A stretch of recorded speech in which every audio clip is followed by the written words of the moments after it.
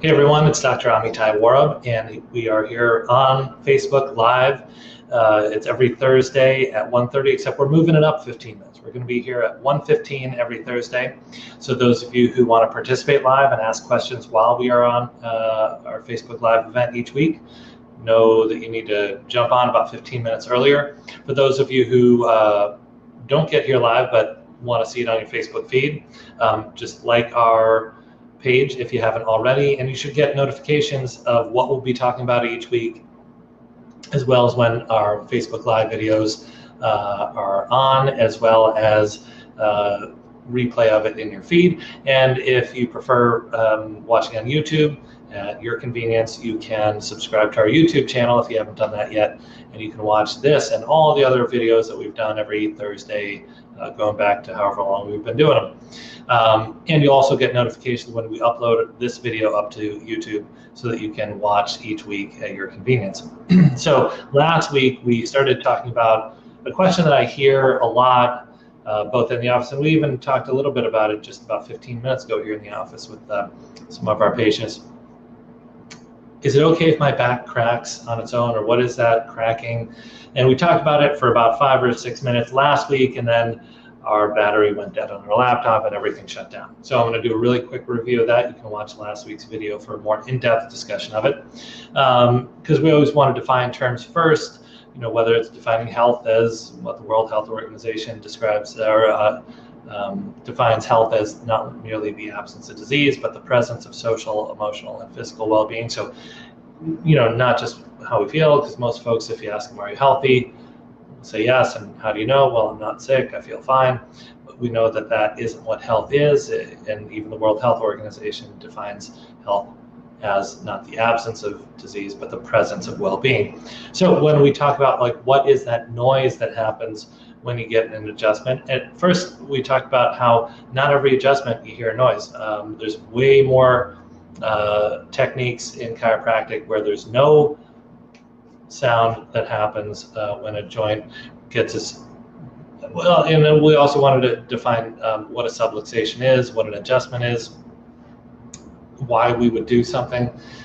Really, as a chiropractor, what I'm looking for are subluxations, areas of our spine that have two components, really. I mean, there's different models of subluxation, but really the two main components are there's a physiological, biomechanical component, joint not moving through its normal ranges of motion, and second, the neurological component, where the nerves that exit our spinal cord out through the vertebrae, the frame in between two vertebrae, where those nerves are affected, compromised in their ability for our brain to communicate through them to our body, and our body sensing what's going on in the world and communicating back through our nervous system up to our brain. So if there's a biomechanical dysfunction and a neurological dysfunction, that's what we would call a subluxation. And so as a chiropractor, I would want to perform an adjustment to alleviate those dysfunctions, restore normal motion back to the joint, and restore normal nerve conductivity and signal from our brain to our body and our body to our brain. Of course, there's a lot more to it. I could talk about subluxation for probably 3 hours and just scratch the surface in terms of what it is and how it affects us and how that presents in our daily life. But really, that's what we're looking for. And so there's a lot of different techniques, some of which involve that kind of cracking, popping sound. And what is that sound? That's gas being released from the joint. When we exercise, if I haven't been to the gym in a while, or even if I have and I do a bunch of bicep curls, the next day my biceps are sore, it's because there's a lot of lactic acid buildup from anaerobic, non-oxygenated muscle activity. And so a byproduct of anaerobic exercise to a muscle is lactic acid. Byproduct of lack of motion in any joint, whether it's a spinal segment, joint segment, or in my finger, is a buildup of nitrous gases, where when we move through our normal range of motion, sometimes those gases are expelled through the joint, and that's what causes that sound. Much like if you have a bottle of soda and you take the top off, the pressure is released, the gases are released. Same thing with the joint space. We don't always hear it. Some of us have more gas buildup than others. And there's a lot of techniques we use here, whether it be instrument adjusting, whether it be using a flexion distraction table, that's a slower movement, or using pelvic blocking, where we're derotating the pelvis, getting normal pelvic alignment, but using gravity to do that. So there's a lot of techniques where we can correct the biomechanical problem and the neurological problem without that sound. So more hands-on osseous techniques that are more traditionally associated with chiropractic, there is often that sound, and it's neither here nor there. Sometimes we hear it, sometimes we don't. So in terms of like, is it okay that my back is cracking? Well, again, depends how often that's happening. It depends why and when it's happening. So if I, go to reach in the back of the car and get something out of the back seat, and I hear a click or a pop, that's my body correcting, being able to self-correct a joint restriction. But if I'm whipping myself around, 10 times a day, what's going to happen is that would be not good. And I'll say that I perform adjustments all day long, yet I can't perform them on myself because it just doesn't work that way. A chiropractic adjustment is a specific segment level adjustment. And what's going to happen is, if we are self-manipulating, or if we're hearing this cracking going on all day long, that the ligaments that hold bone and bone together are not doing their job. So for every two bone, the things that hold bone and bone together are going to be ligaments, and that provides passive tension stability for our body. Our muscles being active create active tension stability.